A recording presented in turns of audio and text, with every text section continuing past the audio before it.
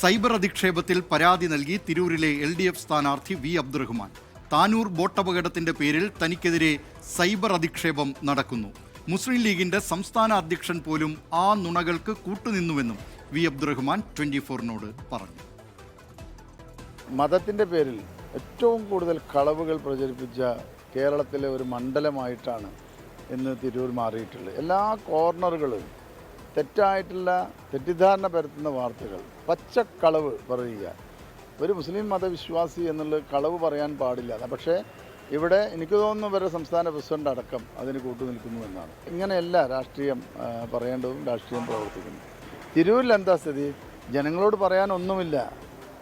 ഇവർ എത്രയോ വർഷമായി ഇവിടുത്തെ MLA-മാരായിരുന്നു, മുസ്ലിം ലീഗിൻ്റെ MLA-മാരാണ്. അപ്പോൾ അതിനെ മറികടക്കാൻ അവരെടുത്ത തന്ത്രം നാട്ടിൽ വി അബ്ദുറഹ്മാൻ നടത്തിയ പാകിസ്ഥാൻ പരാമർശത്തിൽ UDF പോലീസിൽ പരാതി നൽകി. വിവരങ്ങളുമായി മലപ്പുറത്ത് നിന്ന് നിഖിൽ പ്രമേഷ് ചേരുന്നു. നിഖിൽ പ്രമേഷ്, എന്തൊക്കെയാണ് വിശദാംശങ്ങൾ? അങ്ങോട്ടും ഇങ്ങോട്ടും ഇപ്പോൾ പരാതികൾ കൊടുത്തിരിക്കുകയാണല്ലോ UDF-ഉം LDF-ഉം. ദിലീപ് കുമാർ, ഈ തെരഞ്ഞെടുപ്പ് പ്രചാരണത്തിന്റെ കൊട്ടിക്കലാശം കഴിഞ്ഞിട്ടും തിരൂരിലെ വിവാദങ്ങൾക്ക് യാതൊരു കുറവുമില്ല.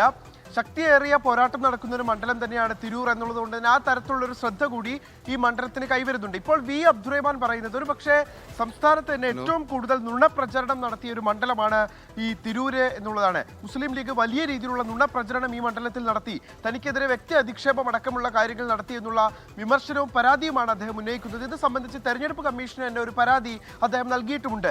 താനൂർ ബോട്ട് അപകടം അത് കോടതിയുടെ പരിഗണനയിൽ നിൽക്കുന്ന വിഷയമാണ്. അതിലെവിടെയും തന്റെ പേരോ പരാമർശമോ ഇല്ല. എന്നിരിക്കെ പോലും തന്നെ അതിലേക്ക് വലിച്ചിടാനുള്ള ബോധപൂർവമായ ശ്രമം മുസ്ലിം ലീഗ് നടത്തുകയാണ്. അവരുടെ സംസ്ഥാന അധ്യക്ഷനടക്കം അക്കാര്യത്തിൽ അവരെ തിരുത്താൻ തയ്യാറാകുന്നില്ല, ആ നുണയുടെ ഭാഗമാകുന്നു എന്നുള്ള വിമർശനം കൂടി അദ്ദേഹം ഉന്നയിക്കുകയുണ്ടായി. ഇതുമായി ബന്ധപ്പെട്ട് അദ്ദേഹം തെരഞ്ഞെടുപ്പ് കമ്മീഷന് ഒരു പരാതി നൽകിയിട്ടുണ്ട്.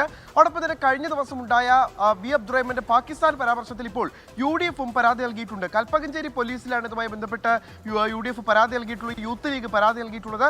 ഈ സംഭവവുമായി പോലീസ് നിലവിൽ കേസെടുത്തിട്ടില്ല. നിയമോപദേശം തേടിയ ശേഷം കേസെടുത്ത് മുന്നോട്ട് പോകുമെന്നാണ് കൽപ്പകഞ്ചേരി പോലീസ് അറിയിക്കുന്നത്. ദിലീപ് കുമാർ, വിവരങ്ങൾ നൽകിയത് മലപ്പുറത്ത് നിന്ന് നിഖിൽ പ്രമേഷ്.